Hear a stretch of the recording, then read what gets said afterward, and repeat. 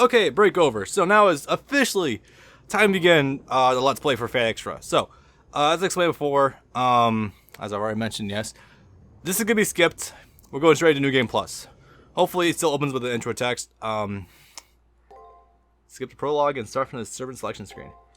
That's the idea. Yes, I know, no. Alright, yep, Come on, just get me right to good shit. There we go. Alright, so his story's over. Which is weird because like it's never explained what the hell the point was of going to that intro segment if we're just gonna be choosing someone else. That's weird, but alright. So now we are officially at the servant selection screen. Now, I'm going to do a thing in post. I'm going to bring you guys up to speed with who exactly these servants are and what they are, and in relation to how everything works. So first of all, a woman who wields a sword boldly. Her name is Nero Claudius. She's a saber class, as you could probably assumed. She is frequently considered the easy mode of the game. In my opinion, she's, when I say easy mode, she's the easiest to use out of all three main characters because she has the highest stats naturally. So Nero Claudius, I personally believe, is the perfect beginner character, and she's also probably the best character in the game, period. So I recommend her, honestly. So next up is a stoic warrior clothed in red robes. As you saw in the intro sequence for this game, this is Emiya, aka Archer. Archer Emiya is usually the best way to go about describing him. He's roughly the same Archer from Fate Stay Night, except this one is a slightly different timeline where he's accepted himself. It's kind of like, this is the Archer you would get if you were to go the Unlimited Blade Works arc and end at the end of it. Or the Archer from the end of that, where he accepts his past self and he's a little more laid back. He's not as much of a dickhead. So, this last one here is a magical fox girl, aka Tamamo no Mai. So, Tamamo, unfortunately I don't know much about her. She is a caster class. She's apparently an incarnation of the sun goddess Amaterasu. She is the hard mode of the game, by the way. You could consider Archer to be like the medium difficulty. Caster is the straight up hard mode. The reason being is because she has the lowest defense, and a lot of enemies in this game attack using physical attacks. She levels up the slowest also. However, the thing about Caster is that if you have MP and you're fighting a boss, she completely destroys them, but you have to really know the boss in order to do so. Like, every time you walk into a new boss, if you don't know the boss pattern, you're going to die at least 3 or 4 times before you actually know what the pattern is. So, for my run, as I said before, I'm trying to make my Let's Play this a little bit different from other people. From what I've seen, there's probably about 5 or 6 other Let's Plays of Fate Extra on YouTube currently. I've seen that, I think 3 of them or 2 of them use Caster, and the others use Nero. I'm going to use Nero. The reason being is because, A, Nero is pretty much my favorite fucking servant. She's also one of the best servants because her personality is so fun. She's also one of the most fun to use because she just bashes the shit out of people. She's one of the best characters to use for crowd clearing and getting from point A to point B. And she has basically a free Phoenix down in her inventory. I am slightly interested in trying out Archer at some point because I've only been in this game like once so far. But that'll be later on. So for right now, we're sticking to Nero, my baby, my waifu. God, I'm just straight up gonna say, I love Nero Claudius so much. Like, I'm saying this as a man who's taken in a relationship right now. A pretty long-term relationship, too. I fucking love Nero Claudius. Both as a character, as top waifu, as a lot of things. She is an amazing character. So I thoroughly enjoy having her like, anywhere in the game. So, yeah. Anyway, I was awakened for probably, I don't think, a stream. I suddenly found myself walking to school. So, this is actually really fun. So, enough of my gushing about Nero for the time being. There will be time to talk about Nero later on. Trust me. I'm going to show off all her text dialogue. So, we got time. Anyway, so my headache worsens day by day until it finally buzzes my head like an alarm. That day in potent numbness, I wake up twice as fast as normal. So, this is fun. Remember this little scene? This is the scene of getting the bags checked at, like, the front gates. So, this is pretty fun. For some reason, I have racing rush use of information. Most stuff you see in the school, like the hustle and bustle of my classics by the entrance. I think today again, there's a crowd. I think he might have actually... So, it's never explained who that character was that we were following at the beginning of the game. Unfortunately, he is strictly nameless. There's nothing to really go by. It's just kind of there. I don't know why, but I think that his memories of what happened might have transferred over to this guy. Because he's getting this incredible sense of deja vu, and he's also somehow, like, really on the ball, I guess? That's the best way I could describe it. But anyway, he's my friend / as I recall. He's Issei Ryudo, as I recall. It's really weird. This game is... I often say that the Fate series and Type Moon as a whole is a fucking rabbit hole of a franchise. I'm going to give you a small example as to why it is. Why he looks so surprised. We announced this. He runs through his spiel as if this is the first time we've done this. I've already done this more than once. And this is pretty funny, actually.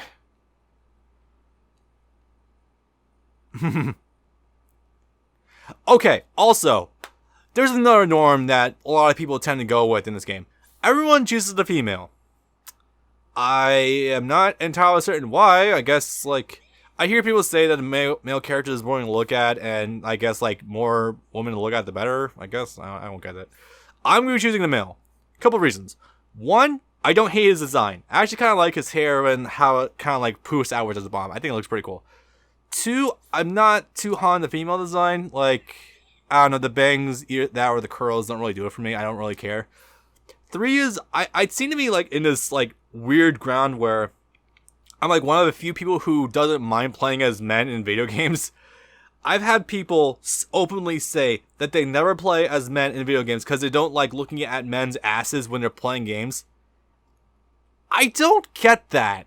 Like, okay, you can look at a man's ass, sure, but if you choose to focus on anything else on the screen, you might not be so bad at video games. Yeah, I fucking just said that. So, I'm choosing the dude because I feel it personally reflects me, and I'm going to go with it because fuck you. Also, my character name. So, this is going to be a weird one. So, for those of you who watch Titan AE, you probably know why I'm giving him this first name. If you never watched Titan AE, first of all, I recommend go to watch it. Usually with these characters, where you have a full name, I'm doing like a game of it. I usually put Jericho as our last name because of my YouTube name, Rising Jericho. I go with Kale because I really liked Kale, the character from Titan AE. Of course, I know Kale is apparently a vegetable. I didn't know that when I entered this one D&D campaign. That's fucking weird. So yeah, this is my character name. Take it or leave it. Go have a ball. Please enter a nickname. I could name myself Jericho, but I'm gonna go with this because it helps me keep track of my shit. And yes, I probably just lost about 2/3 of my audience because I am choosing the male instead of the female. First of all, fuck you. Second of all, I like this guy's design. And I love this so much. Just watch this. I feel nauseous. I don't. So this guy's having a huge existential crisis. Like, everything's repeating. Everything is on a repeating loop. Fuck. I want to get out of my way. I want this repetition to stop. He's still... Yeah. I've already kind of spilled the beans that this entire world is very fabricated. It's on the moon. It's a computer program. You will... If it wasn't totally obvious now, it will become a lot more obvious as we go along. This is wrong. This is not the school I know. It can't be. I have to go. I love the sheer existential dread this guy goes through. This is not the least of the existential crisis. It's gonna get even better. Anyway, my anxiety and headaches are only getting worse. Afternoon arrives. By the way, this is not like a continuation of the prologue. This literally mirrors it. It actually does keep going beyond that point. So, as I said before, the guy I was playing as was actually sitting next to the male character. Yeah, the male character actually sits like in the back right corner of this fucking class. I didn't even notice that before. Like, literally, this is where that NPC sat, or that guy sat. This is where I was sitting. That is so weird. Anyway, who am I speaking to? Things are getting a little weird. Yeah, I know. So fucking odd.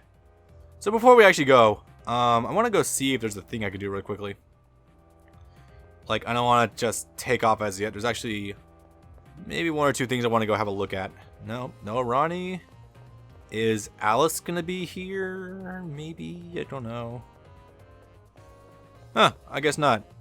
So, for those who are keeping up with the anime right now, there's this character in like the... What week was it? Third week? Oh, yeah, the third week of the tournament named Alice, who has a servant that's called... Oh, no. No, the servant was named Alice, but I think both of them are named Alice. It's kind of... I don't know, it's fucking odd. There's Leo again. Follow him. And there's that past guy that we were talking to before. One step before on the first floor, my feelings unease intensify. Yep. Huh. Oh, wait, I missed something. Fuck. Okay. The more I think I realize that Leo isn't the only anomaly I've come across on this campus. It's cool to know this guy was definitely getting his shit more together, though. What's the truth?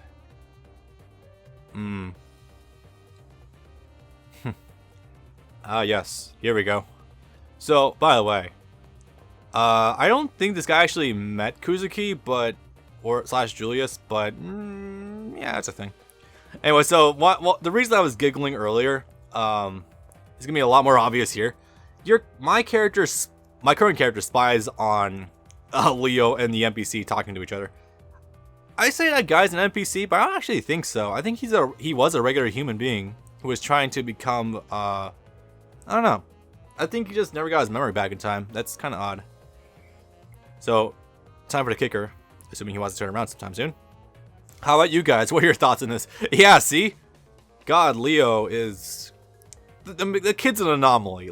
Like, how much so will become very evident as we go along. But yeah, I believe this is the first time we had an actual conversation. So, I think that Leo in this cutscene was actually addressing me and was kind of talking right through the other character. Because of smile with no hostility. However, I have a suspicion that there is something malicious behind his smile. Kid does kind of cut throats. Well, not literally cut throats, but he's kind of a cutthroat person, yeah. Attending school wasn't half bad. Since before, I didn't come to here to play as a student. No matter how enjoyable the detour, eventually one must return to our appointed path. And for me, the time is... yep. This final words, Leo turns his back to me. Of course he does. So this part right here is the reason I think he was talking to Kale rather than to the non-named character, because the non-named character is never alive ever again. It doesn't live past this point in the cutscene, but my character does. So I don't know. Well, it's time we move on. Wish you the best of luck. Yep. And he kind of just walks right through the fucking wall. I mean, honestly, with how much shit's falling apart right now, this really shouldn't be too much of a surprise to anyone. Actually, I wonder if you could have talked to Alice during, like, the actual... Because at some point, something happens. Maybe I missed it. Maybe I was supposed to go investigate the area. I don't know. I'll probably go check it out later on. I'll leave down the comments if I actually did miss something. I can go check the guide as well, so... If I did, my bad. I could actually just go on and show it later on if I need to. Actually, I will definitely show the thing with Alice before week 3, if that's the case. So, needless to say, now we can get the shit on the road. Let's rock and roll, dude. Please don't have another 12. Oh, God. We're doing it again. Please, don't. I get it. You're uncomfortable, but we must move forward. Leaving comfort zone, but yeah. I really do enjoy the main character, like the male protagonist look. I actually think it's alright. I'm not too big on the student look, like the student uniform. I mean, granted, it's just kind of stock, but I do like the hair. I think the face is alright. I always felt more comfortable playing as a guy, honestly. I think I haven't really played as a girl yet either, so that's just me. We gotta go on? At the very least, but there might be some clues to our experience ahead. So wait, I don't get that though. Was there just like another one of these things lying around and I just happened to be able to snag it? Or was this, I don't know, or did another one spawn? Pretty weird. Anyway, so this shit now. This is definitely different now than it was later. Also, this is a very similar path to what was at the end of the game. So yeah, this is pretty interesting. Now, while we're going down this path, I guess I'll talk about a few things. So, as I said before, a lot of people seem to choose either Nero or Tamamo. And while it is very tempting for me to choose Tamamo, I had to go with Nero, but on the other hand, no one chooses Archer, ever. And I would love to choose Archer, but I know how to use Nero more, and I think Nero would be more fun to show off. Plus, I'm willing to bet those the other Let's Plays of this game, not a lot of people have actually completed this game.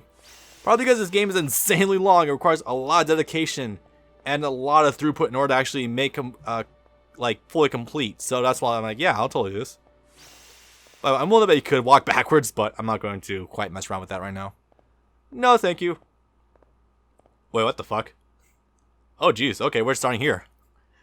No longer a typical school campus. The floor walls, even the air, are slightly off. It's pretty much like a dungeon here. Hey! Dungeon crawling, that's what we need.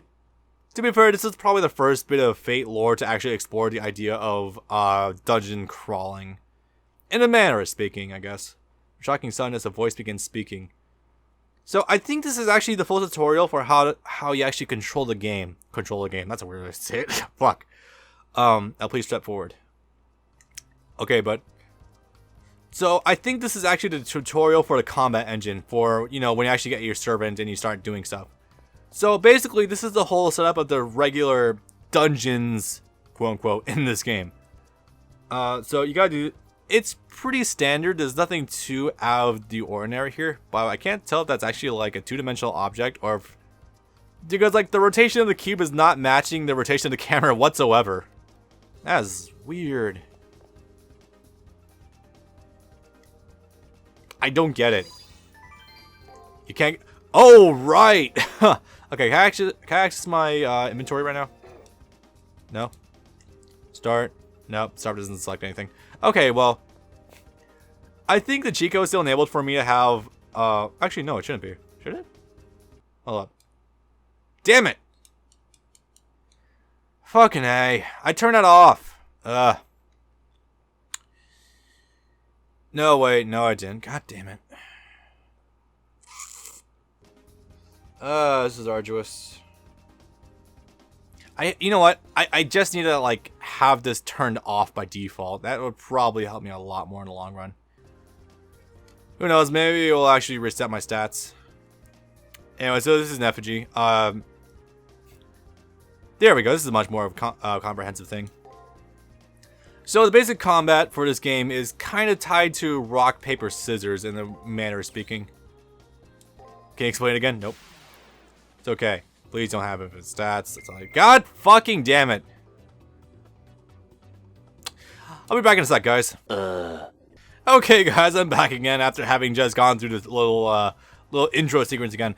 So, under the cheats menu, actually, for this game... By the way, this is done through custom firmware. Entirely on PSP. You can cheat for using it on the emulator, I'm pretty sure. So what I did was I was just like, you know what? I'm just going to save the database so that way it locks me into having this off by default. Because I'm realizing it defaults to having all that shit on as soon as you boot the game up. So I'm like, yeah, I need to actually turn that crap off. Anyway, so now I can actually begin this tutorial anew. And now let's finish that Kaika's episode while I was doing the shit off screen. Fun stuff. So anyway, what was this? If your effigy is ever destroyed by battle, you will no longer be shielded from harm. To put it bluntly, you will die. Yeah, so your servant dies, you die. I should just call them servants instead of effigies from right now, so yeah, I know. Anyway, so just do what I say and you'll be perfectly safe for the time being. First of all, so the essence of the combat in Fate Extra at face value is kind of like rock, paper, scissors. Now, I say that and that sounds objectively terrible, but there's actually a lot more nuance to it and depth to it than I was initially expecting. Because, it's funny, I don't think Brandon's watching this right now, but if he is, there is actually a lot more depth and complexity to this fucking system than meets the eye. So first of all, I'm not sure if this is on by default. Okay.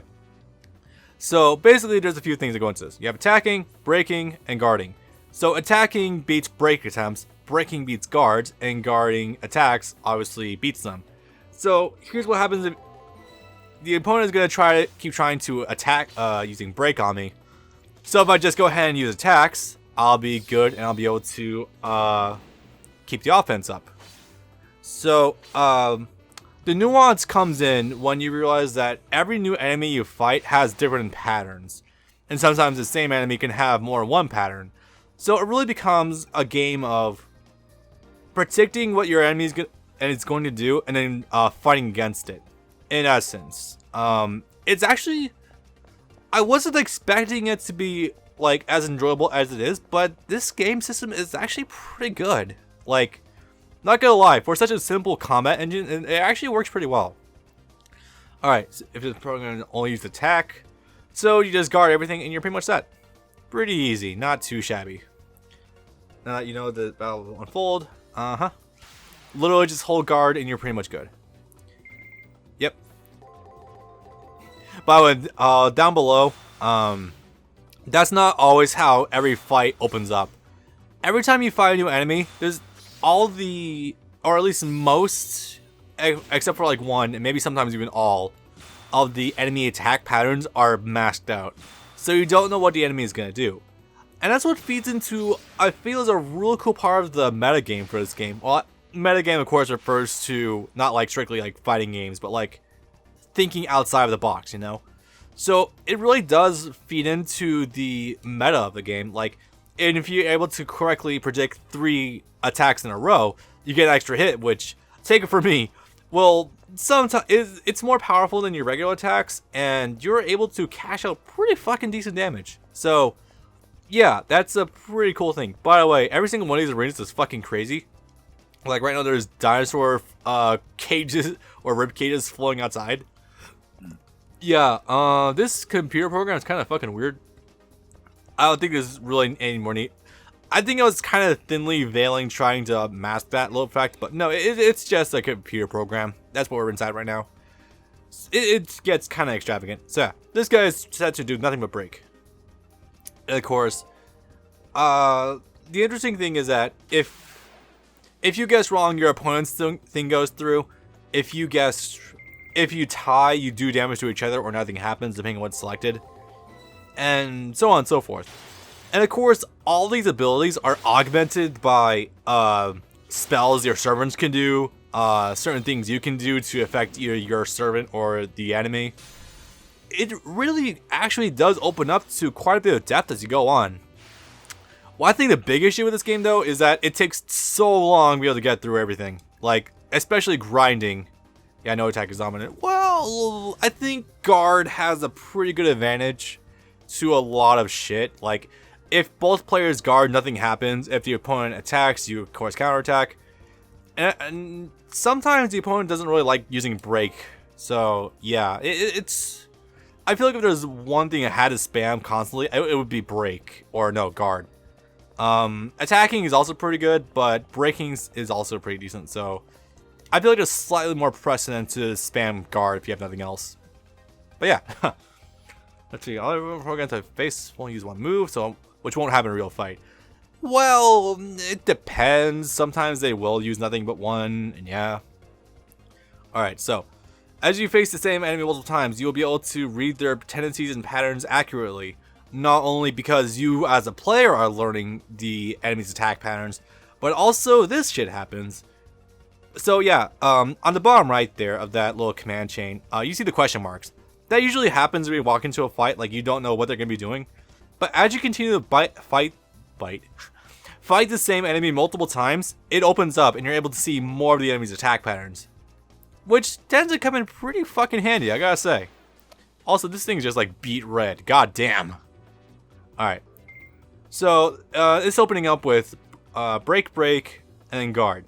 So, I predict he's going to do... From here... This is just my general observations, like maybe like the first 4 weeks of the tournament.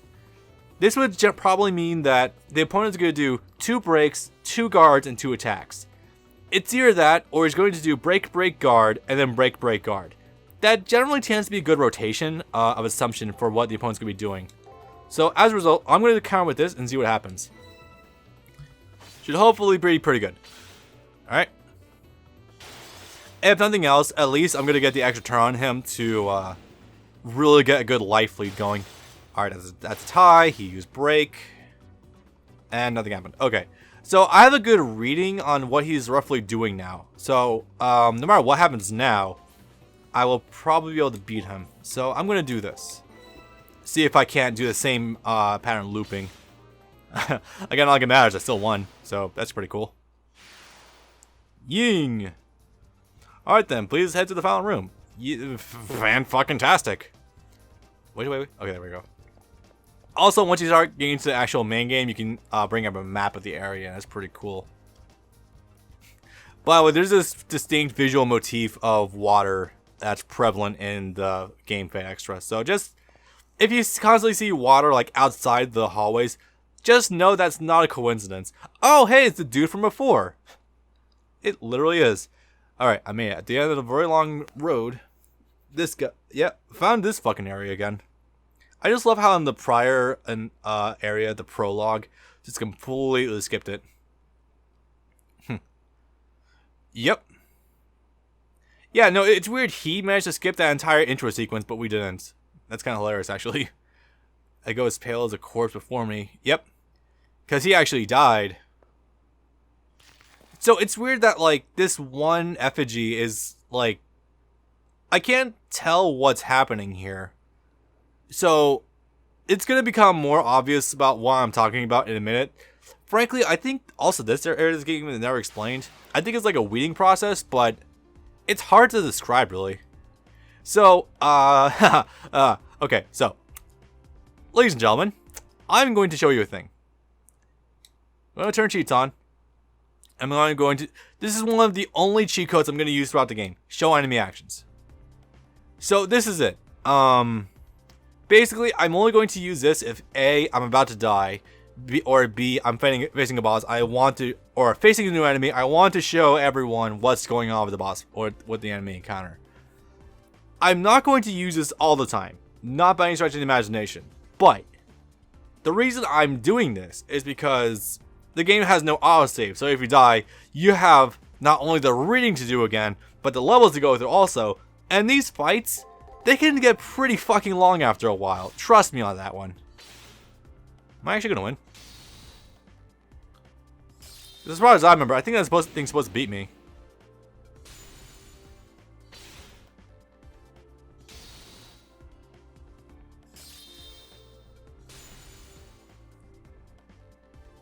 I know we just win, did I? Okay. Did I just bug the game out? Alright, so here's what's supposed to happen.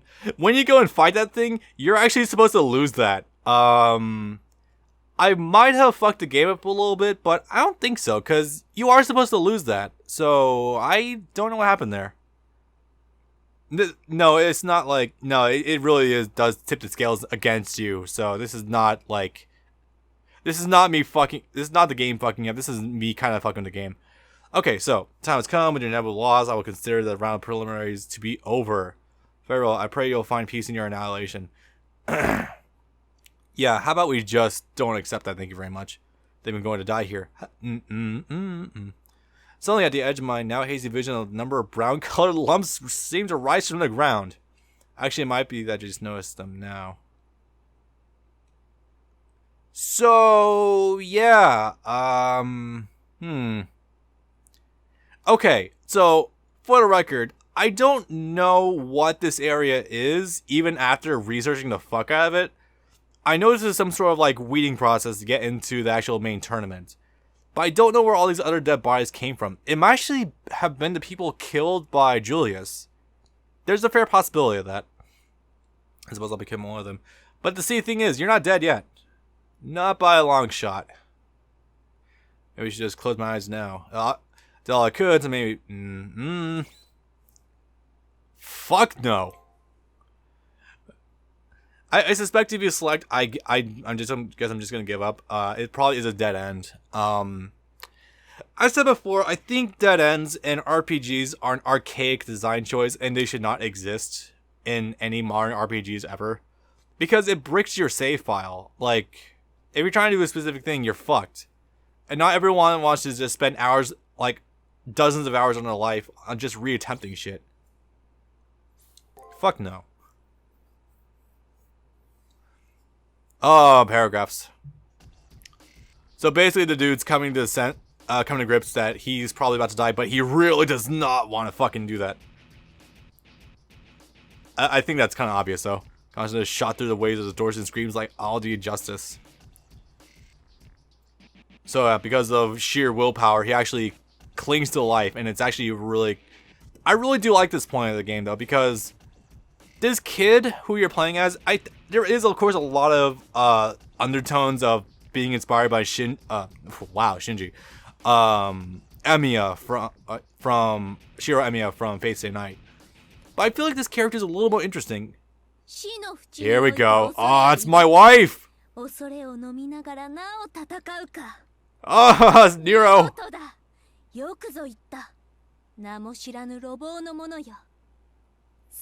I'm just gonna let her speak.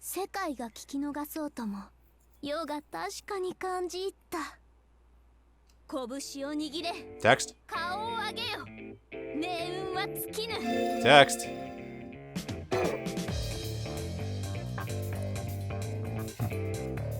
There we go. Oh yeah. Oh yeah. So this is where the effigy you got actually turns into your fucking servant. Sound of breaking. Oh jeez. Things are happening now.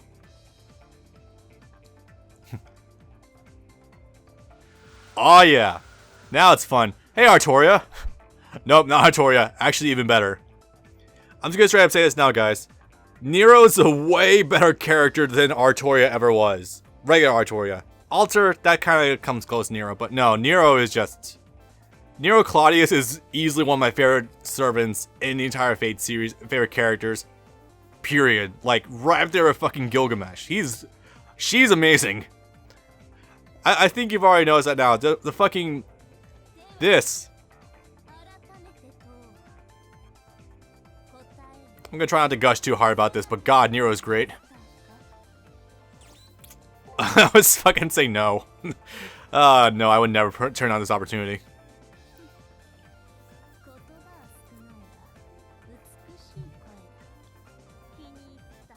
Oh God, if I summoned you in fake Grand Aura, I would shit myself.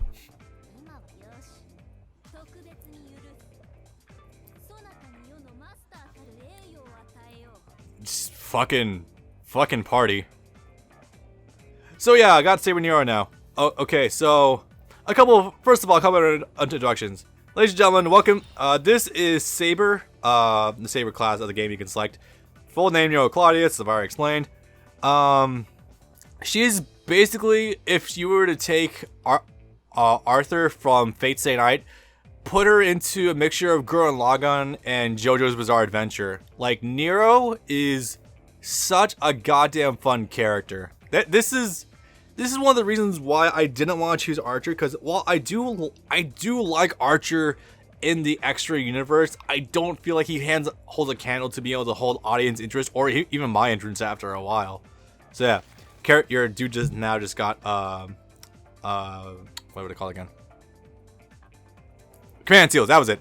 It took a second to register in my head. I was like, wait, master seals? No, master something. No, command seals. There we go. So yeah, for those not familiar with Fate, command seals are basically the way of solidifying that you are indeed a master that's participating in the Holy Grail War, and they're also the thing that tether you to your servant.